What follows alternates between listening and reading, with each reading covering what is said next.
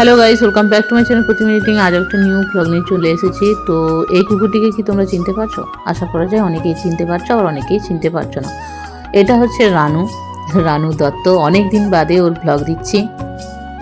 ও অনেক দিন বাদে আমাদের বাড়ি এলো, তো অনেক দিন বাদেই ব্লগ দেওয়া।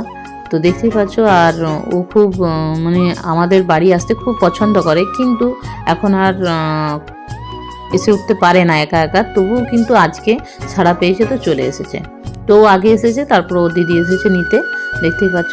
আর আমি বলছিলাম যে ব্লগ করছি, তাহলে সামনের দিকে ঘুরে বস। তারপরে এই যে দেখো, রাত্রি ওকে সামনের দিকে ঘুরালো। আর ওদেরকে দেখতে তো খুব ভালোই লাগে, আমার তো ব্যক্তিগতভাবে খুবই সুন্দর লাগে রানুকে। আর আমি যদি কোনো কারণবশত ছাদ যাই, তো তখন কিন্তু ওর বাড়ি থেকেও আমাকে দেখতে পেলেই ডাকে, এরকম একটা ব্যাপার, চিনতে পারে কিন্তু। তারপরে রাত্রি বলছে, দিদি কয়েকটা ছবি তুলে দে, আমি বাঁধিয়ে রাখবো। তো সেই মতো কাজ, এই যে দেখতেই পাচ্ছি, কিছুতেই পোজ দেবে না, এরকম একটা ব্যাপার। তারপরে ওকে ওই যে ওর মতো ছেড়ে দিয়েছি, ও বসে আছে।